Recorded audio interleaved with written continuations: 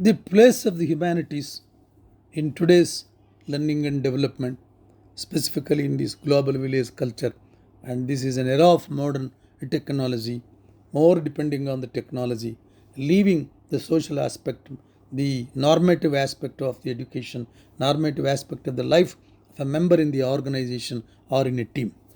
So, the place of the humanities in today's learning and development, we will see what has to be done. The humanities have been subject to a progressive devaluation within the management education world, with early instances of this phenomenon tracing back to the USA and the UK. There are several clues as to how has generally been placing a lower importance in these fields. It is worth mentioning that this discrimination against humanities is indirect in nature, as it is in fact mostly the result of the systematic promotion of other fields, particularly, for instance, technology and business management.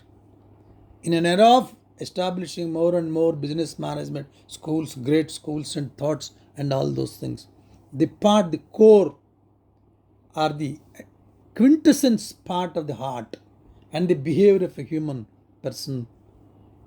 If he is not allowed to expose to the humanities, it is not possible. So, neglecting humanities, whether it is by the society or by an organization, it will definitely contribute more ethical problems, more normative aspect of the problems to an organization, and in general to the society as a whole. The World Humanities Conference has pointed out the challenges and responsibilities for a planet transition, and it was organized by UNESCO. The rationale for this conference can be summarized as follows. The humanities were at the heart of both public debate and the political arena until the Second World War. After that, more and more industrialization, the role of humanities, the study of subject of humanities, slowly in a strategic way kept in aside either by the society or by the universities which are teaching this management and business management things.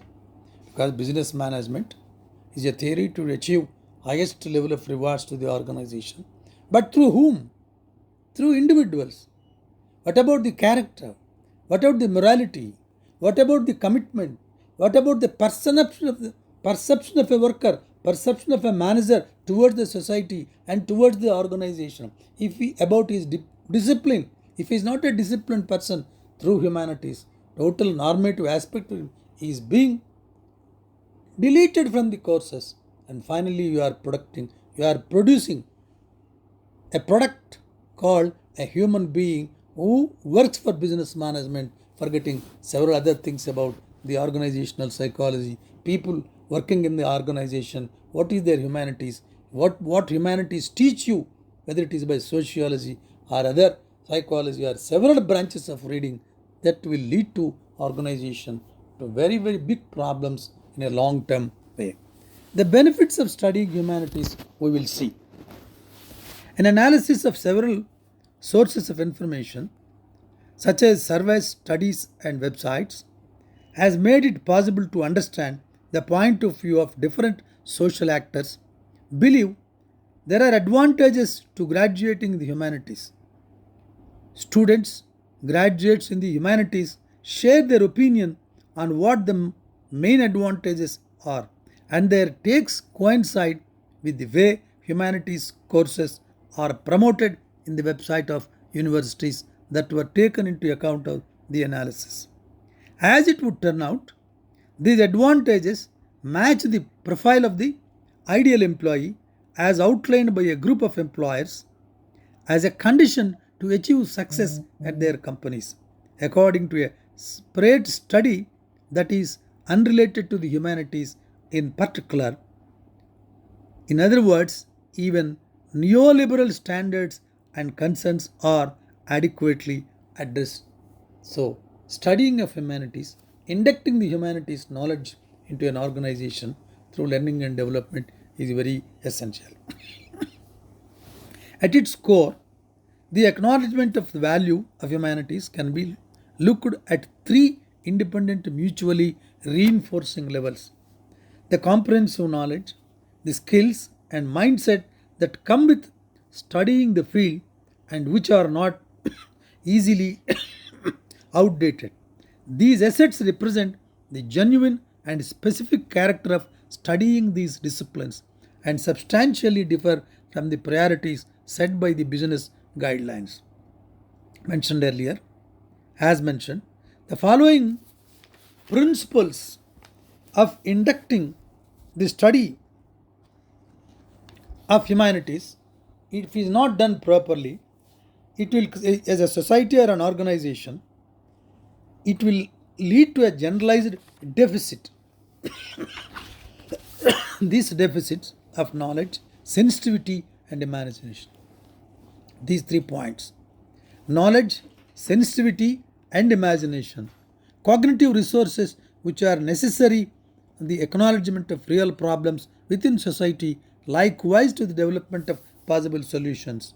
The ability for citizens to possess and demonstrate a mindset of critical thinking has in this way been undermined. If that is undermined, society cannot have good citizens.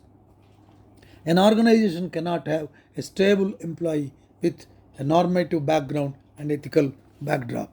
One can thus argue that the very least form of a social standpoint, much could be lost there.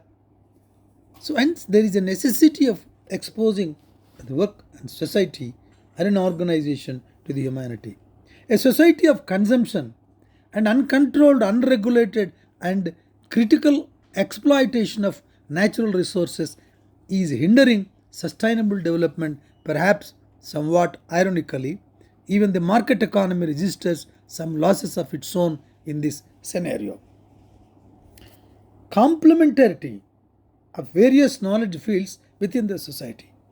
A society must have all fields of knowledge to become sensitive, to become imaginative, and unless there is harmony in the mind of the society as a group, society, members of the society or members of the organization, how can they give productivity or how can they behave as a very enlightened citizen or an enlightened member of an organization? Hence, there are several disasters which are caused because of inducting or improving only business excellence or business management education or technological education. Ultimately, furthering the establishment of a post truth society, management education and humanities argues that management teachers and researchers seem to be increasingly dissatisfied with the way managers are usually educated in Western styles.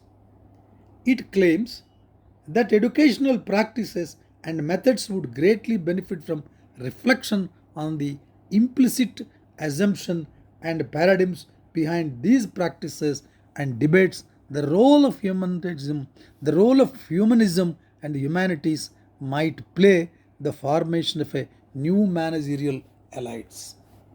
Any society or any country, any organization, if it wants to create the formation of new managerial elites to run the organization in a very harmonious way, exposure to the humanities and education of the humanities in the fields of humanities, and bringing many people from the branches of humanities as members or managers of the organization, that will help the organization to formation of managerial elite people. Concluding remarks in this part of it, what I feel, the very beginning of this text is a sign of the vitality and pertinence that this field still holds, that is giving exposure to humanities. When we look on the topics discussed at several conferences, they are undoubtedly of great relevance for the society to today. Humanity and the environment, cultural identities, cultural diversities, and intercultural relations, a global multicultural humanity, borders and migrations, heritage, history, memory, and politics. The humanities in a changing world, what changes the world, and the world, what changes the humanities and the human beings, and rebuilding the humanities, rebuilding humanism. I emphasize these two words, rebuilding the humanities, rebuilding humanism. Unless these two things are not done, as a society or an organization or a country, whatever may be the level of comprehension is, it cannot function in a harmonious way and in a humanistic pattern unless a society behaves, unless an organization behaves in a humanistic pattern of society. It cannot run for a long time. In the short run, they may get profits or they may get benefits. Events like the conferences conducting in the organization on several humanities, hope that a new and virtuous cycle for the humanities could be done, upswing for the benefit of all society, one which will be more preamble and welcoming all knowledge and skills, valuing all its fields in a fair and impartial manner. Ultimately, the hope is to have a society that is jealous and protective in the protection of rich diversity of knowledge. I am repeating this word, a beautiful word. Rich diversity of knowledge from the establishment and the dominance of pure profit making organizations. Pure profit making organizations cannot build good citizens or even good employees, good managers, unless they work hard, giving an exposure to them to humanism and human values and through studying of humanities. Even a society, unless it develops simultaneously along with the business management education, this humanistic approach towards education through humanities, the society cannot produce. When a society is not having harmony, when an organization is not able to maintain harmony in its own organization, definitely either the society or the organization cannot be productive. So, essentially, there is an absolute necessity in developing the study of humanities both in the organizations and in the society. Thank you very much.